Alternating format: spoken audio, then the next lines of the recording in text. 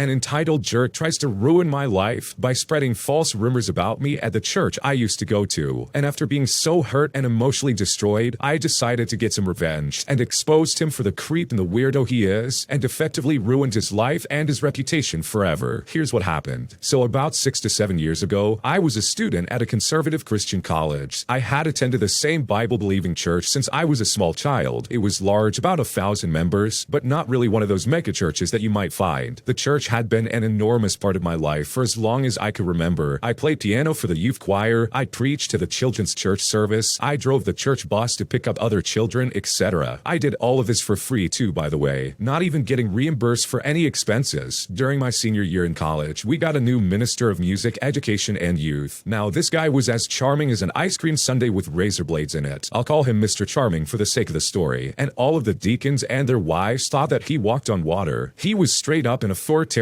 jerk. In his first meeting with the church youth group, he announced that he had been hired to straighten out the youth group itself. One of his favorite sayings was to say, "When I tell my disciples jump, the only questions they'll be asking is how high and how far." Now, the adults loved him, but the youth absolutely hated him. Within a few weeks, half of the high school and college students, all of those without parents in the church, basically quit coming to church. Most of the youth directors would have gotten into trouble over this, but he had the audacity to proclaim in front of the entire congregation that he had eliminated all the thorny ground from the youth group, and that the pastor and all of the deacons loved him for it. He didn't waste any time going after what he really wanted though. He wanted the pastor's job. The pastor was about 60 years old. Within a few weeks of Mr. Charming's arrival, rumors started circulating about the pastor's health. He was an avid runner and a cyclist, and apparently he just didn't seem to be as mentally sharp as he used to be. The worst of all, however, was the accusation that the pastor was really too liberal for the church, and in my denomination, it was a kiss of death to even be suspected of being a liberal. Now, none of these accusations made any sense, but people kept talking about them. I have no idea why the pastor didn't find out, or maybe he did find out and was just too scared to do anything about it. Now, in some denominations like Catholic or Methodist, the denomination assigns a pastor, but not my church. Each church calls the minister. This guarantees that every pastor always walks a razor edge, meaning that the slightest slip up and you are definitely out. And you don't even need to slip up. Maybe you even do the right thing and it still offends enough people, and then just like that, you're out. Or in this case, maybe just like the pastor, some creep just lies about you and decides that he wants your job. And since the church often owns your house, your entire family is suddenly homeless and destitute. Eventually though, I became a target, and I honestly still don't know why. A couple of months after starting to work for my church, Mr. Charming called me and informed me that my services were no longer needed. So I was out when it came to youth choir, children's church, as well as bus ministry. In fact, he said he didn't even want me to participate in any of these functions at all, not even go to Sunday morning worship service. I later found out that members of his family had been hired by the church at very nice rates of pay to perform these functions that I'd been doing for free for such a long time. His wife got paid more for playing a beat-up piano at the 1-hour youth choir rehearsal than the main organist got paid for playing the adult choir rehearsal, plus Sunday mornings and Sunday evenings. I mean, the wife could barely pick out the notes on a piano. This lady radiated bitterness, resentment, and repressed anger, but she rarely said anything. She just sat there and glared, which was somehow even creepier than when she spoke. Now, when this happened, I was very hurt emotionally, so I dropped by the pastor's office and tearfully asked him what I'd done wrong. I couldn't get a straight answer, except for the fact that he told me that people are saying things about me, and that if I wanted to get a good recommendation from him to our denomination's minister school, then I'd better shut up and do what I'm told. So I started asking all of my church friends what people were saying about me. Everyone, and I mean everyone, said to me, "Well, I didn't want to tell you, and I don't believe it, but here's what I heard." And according to the rumor mill, I had got my girlfriend pregnant, forced her to get rid of the child, if you know what I mean, and that I'd been arrested for possession of the herb, and my dad had to pay a bunch of money just to keep people quiet. I mean, these were the rumors that were being spread, so I did what the pastor told me to do. I never darkened the door of that church ever again. It really hurt my feelings. I had devoted my life to that church since I was a little kid, but I had to have the pastor's recommendation to get into the minister school that I wanted to go to, and the pain was just unbearable even driving by the church, so I decided to keep my distance. But I started thinking about Mr. Charming. Anyone who was that evil had to have some kind of past, and it probably wasn't a good one. I knew that just before working for my church, he had worked at a large church in the same denomination in a small town about 50 miles away. That church was actually about twice the size of my church, so he had moved from a big church to the same job at a smaller church. I mean, is that a bad career move? Is he running away from something? There was something rotten in Denmark, and it smelled like an an opportunity for me. Now, as luck would have it, one of my uncles and his family lived in that same small town, although none of my family attended Mr. Charming's former church. So I called one of my cousins, told her my story, and enlisted her as a co-conspirator. We'll call her Anne. Anne is not her real name. The next Sunday morning, Anne and I attended Sunday school and morning worship at Mr. Charming's old church. Although Anne had never been a member of that church, it was a small town where everybody knew everyone, so she knew most of the people there. She started asking about Mr. Charming, and we got an earful. Every one of her friends said that Mr. Charming was a world-class creep. He would flirt with and even make suggestive comments to all the girls in the youth group, even those in junior high. Mind you, this guy was 40+ years old. He had a wife and 3 children of his own. And then there was the touching. Never anything obvious or illegal, but he loved to put his hands all over the young ladies, whatever their parents weren't around, of course. But just like at the former church, the adults loved him because he kept the youth in line. Our investigation went on for several weeks. I kept a low profile as to not arouse any suspicion. Mostly, I just stood around, ate donuts, drank coffee, and talked about football. Anne did most of the work because she knew so many people, and it was perfectly natural for her to attend this church in her hometown, even if it was not the church she usually attended. After church was over, we would go to her house, have a delicious Sunday lunch cooked by my aunt, and then write down everything we had learned. By then, Anne's whole family were in on my investigation. They were as angry as I was about the way I'd been treated, and our weekly report made interesting lunchtime conversations. Within a few weeks, I was sure that all I had to do was drive a few of these young ladies and their parents and friends and uncles down to my old church and let them tell their stories to the parents of a few girls in the youth group, and Mr. Charming would become Mr. Unemployed. But it kept getting better and better, so Anne and I just kept digging, and I really wanted to keep a low profile if I could, because I didn't want to upset the pastor any more than I already had. He knew a lot of people in the denomination, and he could easily ruin my ministerial career before it even started. Finally, after a month or so, Anne grabbed me by the sleeve and said, "You've got to hear this." She introduced me to a very well-dressed, very large guy, maybe 30 to 35 years old. I'll call him Fred. We slipped off into a Sunday school room where we could not be overheard. It turned out that Mr. Charming had had a multi-year affair with Fred's wife. Fred had kept his cool when he found out, talked with a lawyer, and had spent months gathering evidence, text messages, voicemails, emails, even photos and videos with Fred's wife and Mr. Charming in them. And let's just say these videos are something of Mr. Charming's own makings. Now finally, Fred confronted his wife. She denied everything, but the evidence was just too much. Fred told her that he wanted a divorce, full custody of the children, their house, his retirement money, his business, her engagement and wedding rings, everything, even the dog. She hired a lawyer, but laws and courts being what they are in this Bible Belt county, her lawyer told her that if the judge saw the videos, she would be lucky if she ended up in a homeless shelter with all of her worldly possessions under her bunk in a garbage sack. Then Fred turned his attention to Mr. Charming. Fred still sincerely loved his wife, and he was convinced that Mr. Charming had deliberately ruined his marriage. He took Mr. Charming to court and sued him for loss of consortium and otherwise making him lately miserable would just take too long. And this all happened in the rural deep south. Many people around here prefer a more direct approach. In the rural counties, the police and any jury of your peers will probably include people who have known you since kindergarten. So if you have a good reason for your actions and you aren't too stupid about it, there are things that you can't do. So Fred scheduled an appointment with Mr. Charming in his church office, who did not suspect a thing because Fred was a deacon and his children were in the church youth group. Remember that I said Fred's a big guy? He is 6'6", weighs about 300 pounds, and if there was an inch of fat on him, he hit it really well. He looked like the kind of guy who could pull up a 100-foot oak tree by the roots without even breaking a sweat. Fred told me that he brought several friends with him, and of course he brought the videos. One friend blocked the door, and another unplugged the phone. A third one stood behind Mr. Charming and encouraged him to stay seated in his chair. Fred made Mr. Charming watch about 10 minutes of one of the videos. Then he said calmly to him, "I'm gonna stand here, and once you pack up your stuff, then you're gonna walk out of this building and never show yourself in this town ever again, or I will be back." And when that happened, Mr. Charming did as he was told. A month later, he had a new job at another church, which was my old church, and started ruining another whole set of lives, including mine. Now, Fred actually did not know where Mr. Charming had gone. He had been led to believe that Mr. Charming had moved out of state. He was surprised, gratified, and angered to learn that this scumbag was only 50 miles away. This had all happened just a few months before. Fred was still deeply in love with his wife. They were getting counseling, and he hoped that they could save his marriage. But his hatred of Mr. Charming was still powerful, and has been reignited by my telling him that Mr. Charming was living and working less than an hour away from his wife. And we're talking like Mount St. St. Helens a few minutes away before the explosion. He presented such a face of restrained rage and vindictiveness that it honestly scared me, and I wasn't even the one that he was mad at. So the next day, being a Monday, I drove back up there and gave him a copy of the directory of my old church. It had home addresses, phone numbers, and email addresses, pretty much for every member of the church. I showed him the pages that listed all of the deacons and other church leaders, and I marked some of the church's major financial donors. I explained my situation with the pastor and asked that my name not be mentioned, to which Fred said, "Oh, that's no problem." Now, the next Sunday comes around, and I could not resist visiting my old church just to see how things were going. And you know what? Mr. Charming was nowhere to be seen, nor was any explanation given about what had happened to him. One weird thing, though, is that the pastor looked absolutely terrified. His voice, usually resonant, loud, and almost musically baritone, trembled during the entire sermon. I slipped in just before the service started and made it a point to sit in the front row of the center pew. The look on his face when he saw me was worth all of my trouble. I didn't know it at the time, but Fred had gotten right to work and done a very thorough job. The whole church had gotten multiple anonymous emails with photos and videos of Mr. Charming and Fred's wife, and this is all in various, well, compromising positions and states of undress, if you know what I mean. Deacons and major donors got emails, plus express mail packages just for good measure. Mr. Charming and the pastor had been left out. They didn't know anything until the phone calls started pouring in. After the worship service, it did not take long for my church friends to figure out why I was there. It was very gratifying. Now, I was something of a hero, although I kept swearing that I had no idea what they were talking about. Things continued to blow up in my former church for months afterwards. Both the pastor and the pastor of Mr. Charming's old church all almost lost their jobs, and that's because they had lied to my old church's committee of deacons, who had recommended hiring Mr. Charming in the first place. And they also left out the details of why Mr. Charming had left his old job. But somehow they all managed to stay in the pulpits at their churches, although a lot of church members left my former church, which caused some financial problems. Now, there was talk of legal action possibly being made toward the person that sent these pictures and videos, but nobody ever was able to prove that Fred did it. I don't think they tried very hard either. After all, his wife was in the photos and the videos. Both churches really did not want this to become a court case, so overall they just kind of kept quiet about it. I never saw the old pastor ever again. I had lost all the love, trust, and respect that I had in him, and I was sure that he had figured out that I was somehow connected to the whole fiasco. So my chances of having any kind of preaching career in my denomination were precisely zero. By that time, being a pastor like the pastor I used to look up to was the last thing I wanted anyways. I withdrew my application to minister school and eventually completed a doctorate in archaeology at a different grad school. I graduated with honors, and it was at a large, widely respected state university. I've been teaching at a large public university in the Midwest of the United States with summer jobs on archaeological digs in Europe. And honestly, with all things considered, I am so very happy. I had no idea what happened to Mr. Charming after he left my former church, but it didn't matter because I moved to a new, happier, and more meaningful and more enlightened life. Fast forward, and I had one last gratifying event towards this situation. About 6 or 7 years later, I went to pick up a friend at a large downtown urban bus station in the US. Everyone hates this place because not only is it crowded, it is also poorly maintained and filthy. It smells like spoiled garbage mixed with diesel exhaust, and it has seldomly clean public bathrooms. My friend's bus was late, so I stopped by the newsstand to get myself a soda and some candy bar. And who do you think I see was restocking the shelves? That's right, it was Mr. Charming itself. I just sat across from the newsstand and enjoyed my drink and snack. He immediately recognized me and then turned away, but I just sat there and watched him, restocking shelves full of dirty magazines and junk food. And honestly, revenge is a feast that is best enjoyed cold. Yeah, that Mr. Charming guy sounds awful. This guy literally tried to tank your career. He took things away from you that made you happy, you know, stuff that like helped you feel fulfilled in life, and he gave it away to his family so that they could make a quick buck. You're getting paid to do all the stuff you were doing at that church, but that guy wanted to take it away from you just to try and make a quick buck for his family members, not to mention the horrible rumors that he spread about you. And honestly, with all things considered, I don't blame you for getting back at Mr. Charming. That guy has a checkered past, and if he didn't want that to be found out, then he should have come into that new church and basically try to ruin your life. Like seriously, that's his own fault, because at the end of the day, he would probably still be working there if he just played nice and treated people with respect. But instead, he had to run his mouth and try and ruin another group of people, just like he did at his former church. And honestly, with all that in mind and all the awful things he did, he absolutely had exactly what was coming to him. If you like Am I the Jerk, you're probably going to love Am I the Genius. Check it out, link down below in the description. Also, go to amithejerk.com/submit if you would like to submit your own stories. I made a heart-wrenching mistake 6 years ago by breaking up with the perfect guy, and now I can't find peace at all, and I honestly don't know what to do. So I want to start off by saying that this is a painful memory for me to recount, so bear with me, and I hope some of you can offer insight or advice on how to find peace. A few years ago, from when I was 27 to 29, I was in a loving relationship with a genuinely amazing man. He was the kind of person that lit up the room, always happy, genuinely caring, considerate and playful, sometimes even humorously obtuse, but I always felt happy around him and laughed a lot. Beyond that, he was smart, handsome, and truly dedicated to those he loved. We had an awesome life together for those 2 years. He had a young daughter by the name of Sarah. Sarah is not her real name, and she was around 7 when I met her. She's now 13, and Sarah is from a previous relationship. When he introduced me to her after 5 beautiful months together, our connection was immediate. Sarah was a bright, bubbly girl with a heart of gold. I usually never liked or bonded with kids, but there was something about her spirit. So curious, funny, and mischievous, and very cute. Over time, she began to see me as a maternal figure, especially since her own mother was often too engrossed in her own work to spend any kind of time with her. And also, she found her mom quite serious and very strict. To me, it felt like they never truly bonded. Our little trio had many adventures together. We went on weekend getaways, explored museums, visited parks, and spent countless hours building memories. Yet, beneath the surface, I was battling my own demons, a depression I couldn't understand, and feelings of inadequacy, fueled by the glossy lies I saw on social media. I never told him what I felt. Truthfully, I didn't feel depressed when I was with him. It was when I went back to my New York life I felt it, and I thought it would go away. I was also working in a glamorous corporate job in New York, while he lived a bit out in the suburbs, living a fairly unglamorous life as a data analyst in a small office company. I was making a bit more money than him, despite him being 7 years older than me. The feelings of unsatisfaction never left, and I started going to therapy. Through my therapist, I figured out that I needed to understand myself and my needs way more, and if I didn't, I would never get rid of this feeling. She encouraged and supported my decision that I needed to be on my own and live on my own terms, and possibly the pressure of being a stepmom was simply too soon for me, especially since all my friends in New York were living glamorous lives with a lot of activity involving their nightlife. Basically, I had a major fear of missing out, and I needed to experience it. So I broke up with him 3 or 4 weeks before my birthday in 2019. The sight of his broken heart and tears was heart-wrenching. He said some words with the saddest tone ever that's never left me. I remember him saying, "God, I really truly felt like I had everything in my life when I was with you. You don't know how happy you've made me and my daughter. We talk about you all the time." But what really tore me apart was when he revealed that Sarah had been saving half of her allowance for months just to surprise me with concert tickets to see my favorite band. We parted ways after a really painful weekend in September of 2019. I took the entire week off without telling him because I felt so broken. I insisted we maintain no contact. However, we both did a couple brief check-ins during the pandemic. To this day, the gravity of my mistake weighs heavily on my heart. He's found happiness with someone else now, a beautiful and really smart girl who's also my age. While I'm really glad for him, I'm constantly haunted by the hurt I caused them both. I miss him and his daughter so much, and often I dream of them. I miss the family time we had, the hugs when all 3 of us would cuddle under a blanket and watch a movie, or going out for drives, playing road trip games, or me confusing Sarah with obvious false facts and then slowly seeing her figure out that I was joking. I mean, God, it was so adorable. I wanted so badly to have a baby with him too. I was so stupid back then. And now the new lady gets to enjoy the life I could have had, and it's honestly my own fault. I went down a spiral during lockdowns, and even afterwards, I just dated around casually, filling the void with useless relationships. I haven't really bonded with anyone else. I'm in a situationship that probably will be ending given our recent talks and fights. I have restarted therapy, which is helping, but at the same time, it changes nothing. Part of me really wants to reach out to him and apologize and say how much I regret it and how much I miss them. I so badly want to see them again too. On 3 separate occasions, I have taken an Uber to pass by their house just to see if I could get a glimpse of them, but so far I haven't. Part of me hopes that he will say that he misses me too, and that he'll break up with his current girlfriend for me, but I doubt that he would ever do that. I've been stalking her a bit on social media. She has a great career, she's got a nice smile, she's far better looking than I ever was, and from some of the videos I watched, she seems cute and good-natured. I'm looking for advice on how to come to terms with my past mistakes. How can I find forgiveness and ensure I never let my internal struggles harm someone else ever again? And should I even reach out to apologize in the first place? What should I do? Okay, first off, I think you need to pump the brakes. You broke up with him, and yeah, it was was a mistake, but you need to respect that he has moved on and gone in a different direction in his life. You broke this guy's heart. Absolutely, that is definitely the fact of the situation. They really loved you and they probably never saw this coming. So while I don't think it's a bad idea to maybe reach out and apologize for breaking his heart, on the other hand, getting your hopes up that he would somehow break up with his current girlfriend just to try and get with you is, in my opinion, really not okay. I personally find that to be incredibly unhealthy, and you're only setting yourself up for failure. Like, first off, it's really creepy that you're stalking this new lady, as well as driving by their house slowly just to try and catch a glimpse of something that you don't have in your life. That is really weird, and you definitely need to stop that. But also, looking at the core of the matter, I really don't think he's gonna break up with his current girlfriend just to get back with you. That's really weird, and I just don't see that happening. So honestly, I hope you're able to get through this in a reasonable way, because the way you're approaching this at the moment really does not seem healthy, and I really think you're only going to be setting yourself up for failure. Thanks for watching. When you subscribe, make sure to hit the bell to turn on notifications so you never miss a video. To finish listening to all the stories, use the playlist at the top of the description. And if you like Am I the Jerk, you're probably going to love Am I the Genius. Check it out in the description below and subscribe.